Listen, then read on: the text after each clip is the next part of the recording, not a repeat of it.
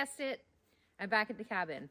For anyone that's new here, this is our off-grid cabin. We don't live here full time, and you can check out some of our other videos doing a house tour of where we actually live. This is just our cabin where we spend our free time, where we split wood, do maple syrup, all that other stuff. But you can check back in some of our other videos for some of that content. I'm working up in the area for the next few days, so I just decided to stay here in between on my days off. So I'm up here today, and what I have planned for today is I'm making bone broth. If you've been tuning into our other videos, you know that we have a homestead at home where we do our own chickens, turkeys, we have ducks, goats, pigs, and we recently just got a cow. Whenever we cook turkeys or chickens, I always save the carcasses and we use them to make bone broth. I make bone broth several times a year, usually in 20-liter batches, so today that's what I have planned.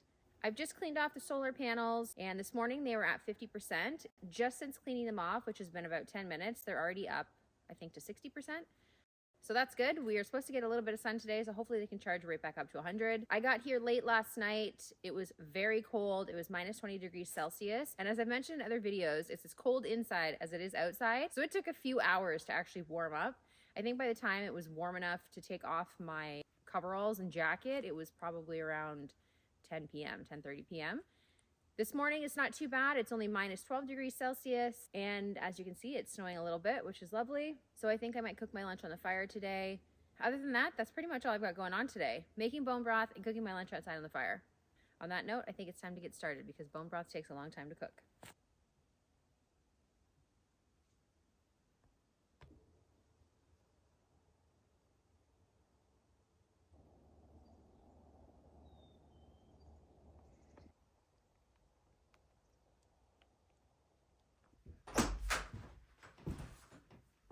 I brought my carcasses up and I left them outside in a cooler last night because it was so cold. So they're outside on the deck and I just have to bring them in and put them in the pot.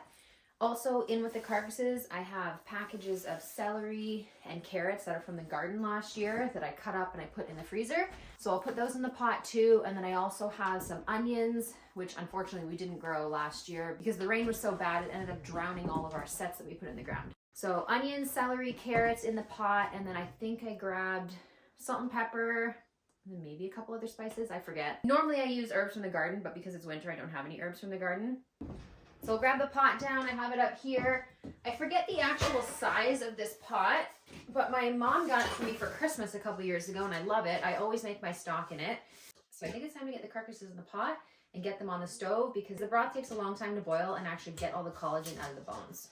And that's what we're looking for, a nice jiggly bone broth.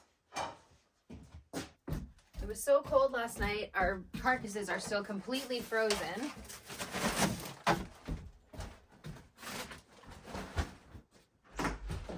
I think I have 4 carcasses in this bag. Now if I was doing this at home, I would probably do a double batch, but because I'm doing it up here, I didn't want to bring too much stuff and then have to transport everything home. So I'm just going to do a single batch, which usually gives me about 19 to 22 liters. So that's what I'm hoping for today. I have another pot, not quite as big as this one. It's just this little one here, which I'll probably put the chicken carcasses in, and that should be enough to do the 20 liters of bone broth that I want.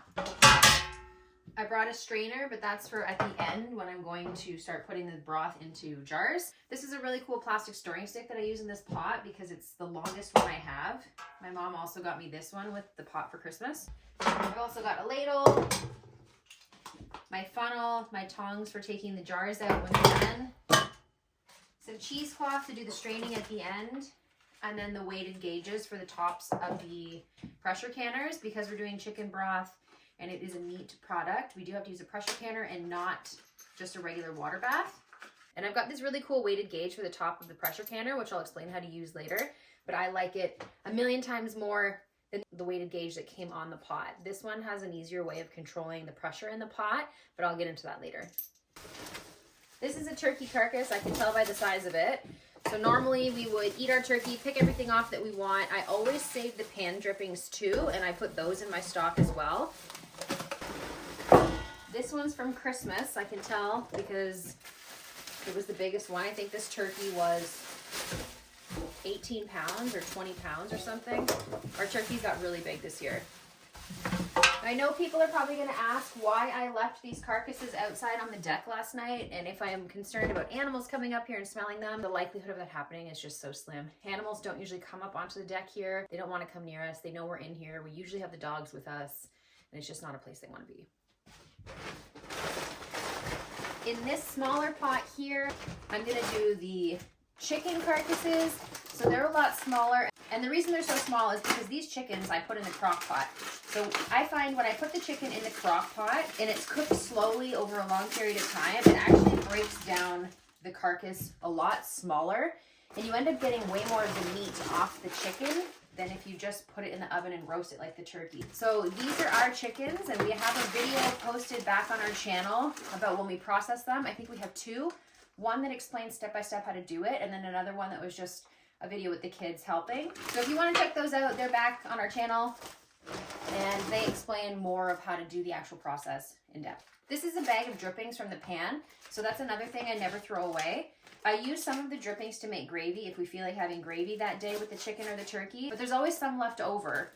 So with the leftover drippings, I always save them, I vacuum seal them, and I put them in the freezer, and then I use them when I make stock. We really don't like to waste anything, right down to the pan drippings. And you can see all that nice fat. It's just not something I want to throw away. These are carrots from our garden, so I'll put one in each pot. You do not have to do this. You do not have to put anything in with your chicken stock or your bone broth. I do because we have a lot of stuff in the freezer from the garden that needs to get used up. And I mean, why not? I have it, so. Last but not least, I have 2 little packages of celery. We grew celery in our garden last year for the first time, but we also moved at the end of the season last year, and moving day was so crazy that I forgot to pull the celery out of the garden, and I was upset because I've never grown celery before, and it grew so well. I was so looking forward to taking it out and packaging it up for the winter, and I just completely forgot on moving day to cut it down and take it. So this celery that I'm using here, I bought off the 50% off rack. So I do a lot of shopping on the produce rack that's half off in the grocery store because there's usually 9 times out of 10 absolutely nothing wrong with it. Like, look at this celery is perfect. There's absolutely nothing wrong with it. Usually when I'm buying celery off that rack, I can get 4 or 5 stalks of celery for 99 cents.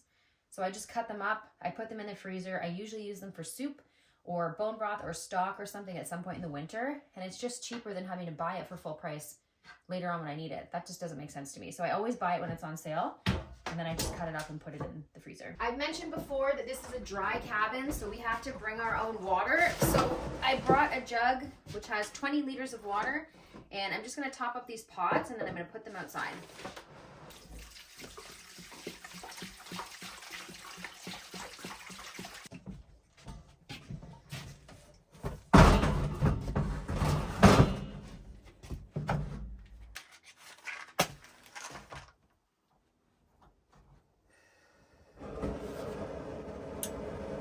I've got the pots on high, and that's just to get them to a rolling boil. Once they're at a boil, I'll turn the pots down to low, and I'll just let them simmer for the rest of the day.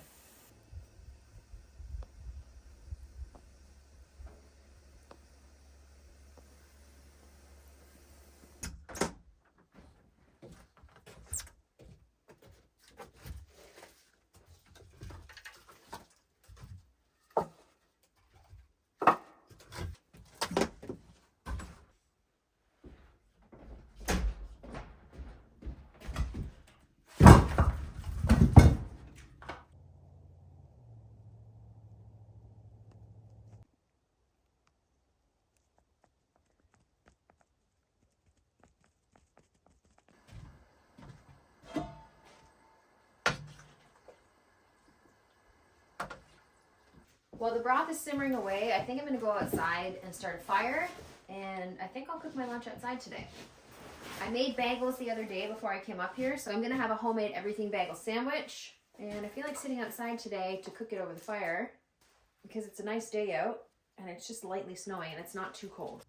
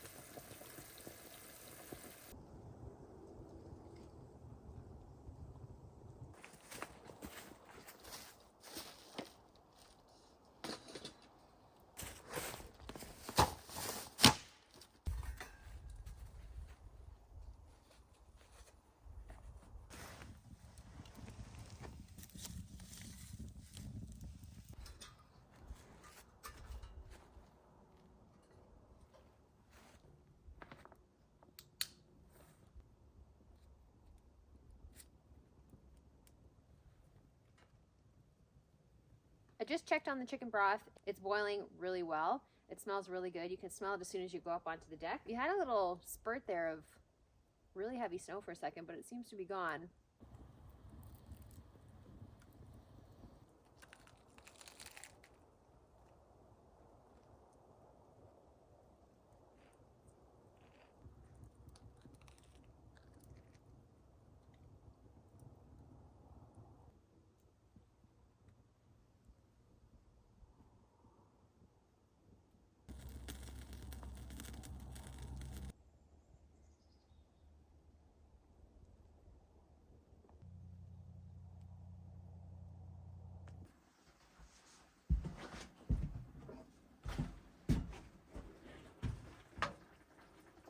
This is coming along really well. It looks awesome. It smells really good. You can see everything's starting to come out of the carcasses, and the liquid doesn't just look like water anymore. It's a nice golden kind of orangey color.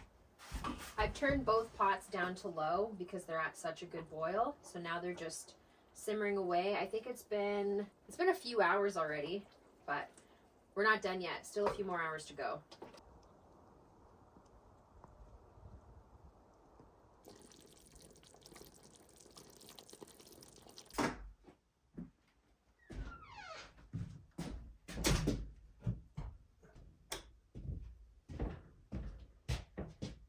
The stock is finally done, and it is time to jar it up and then pressure can it. So what I'm going to do now is I'm going to take all the chicken, the carcasses, the vegetables and everything out of the pots, and I'm just going to put it into the cooler that I brought. And the reason I'm putting it in the cooler is because I don't have another big pot. So I'll put all that stuff into the cooler and I'll bring it home tomorrow for the chickens, and then all the leftover meat bits and vegetables, those will go to the chickens. So because everything's been cooking for so long, it's broken down quite a bit. So it's kind of coming apart in little pieces.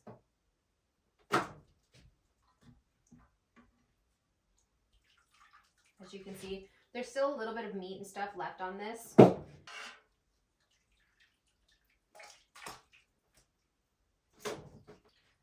I've taken out most of the big chunks.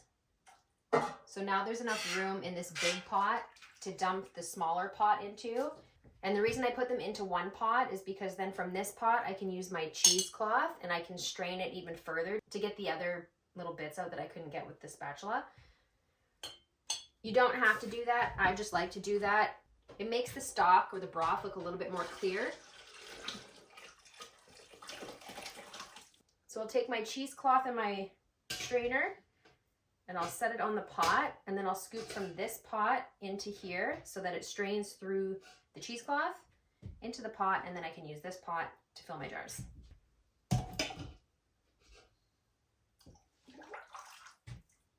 This is still very hot, and I should say it's also incredibly greasy. Obviously, when we're cooking down the chicken, all the fat and everything that we missed when we were taking the meat off the carcass is melted down in the liquid. So it's incredibly greasy, and it is very slippery. That's probably good to start jarring up the broth.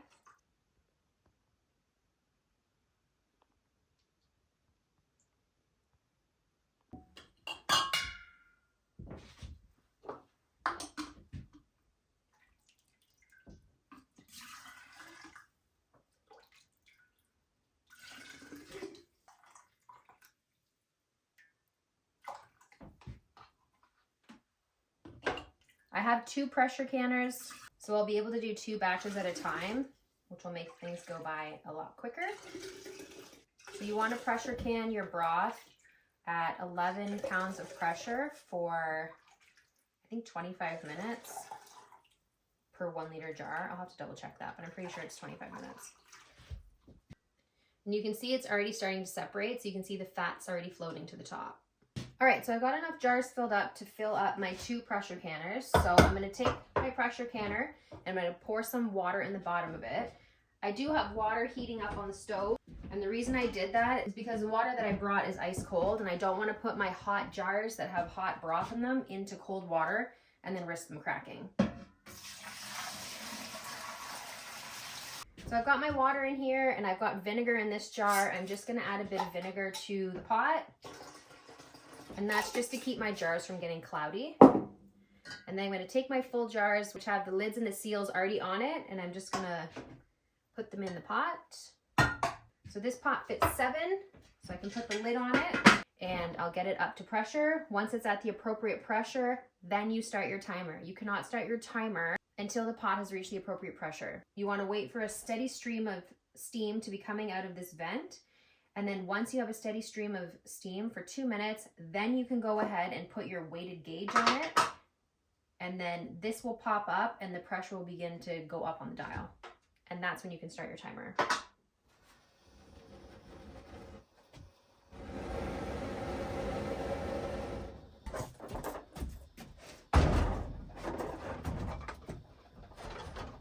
I've got both pots on and I've turned them up to high. And the reason I have them on high is because I want the pots to get hot fast. That way I'll get the steam build up in the pot faster. So I'll come back out and check on these in a few minutes. As soon as I see a steady stream of steam coming out of the vent, then I'll put my weighted gauge on, and then I'll watch the dial. And once the dial comes up to 11 PSI, then I'll start my timer.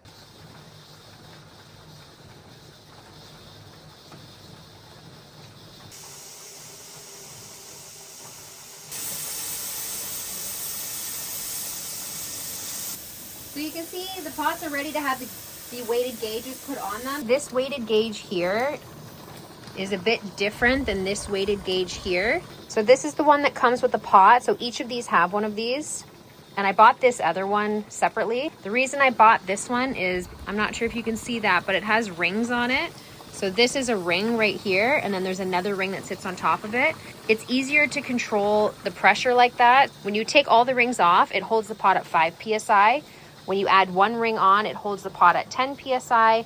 And then when you put both rings on, it holds the pot at 15 PSI. So it's a lot easier to control the pressure in the pressure canner with that gauge. These ones work fine. I just like the other ones better.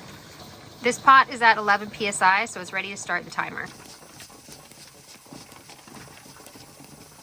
So the timer's gone off for this pot, so I'll turn this off.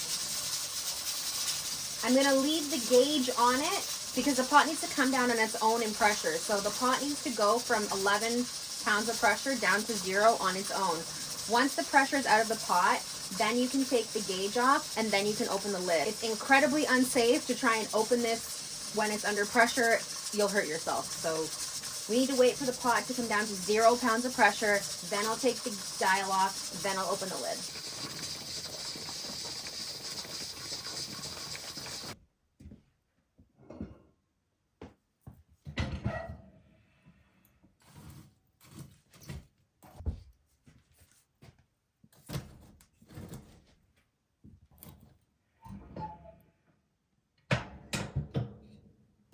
This first pot is down to 0 now, so I'll take that one inside, take the lid off and take the jars out and then reload it with the next round. This one's just about, or actually it says it's at 0, but there's still a little bit of steam still coming out. So by the time I empty this one, fill it up with new jars and then bring it back out, this one should be ready to do the same.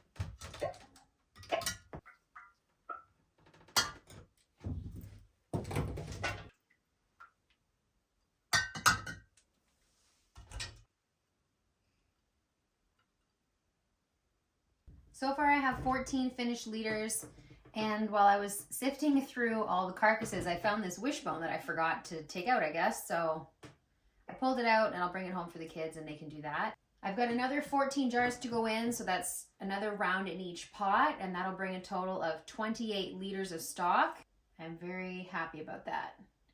So I'll put this round in, wait for the pressure to come up, do the same thing again, and then once this round is done, that's it.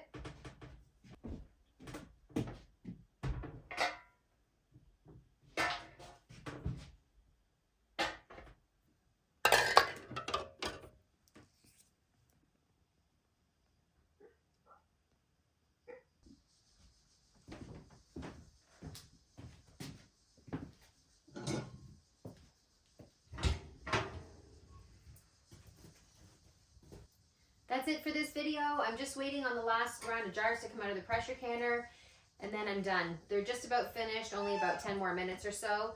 Stock turned out, it smells really good, it looks really good, and I'm looking forward to using it. That's it for today though. Thanks for watching, and I'll see you on the next one. Bye.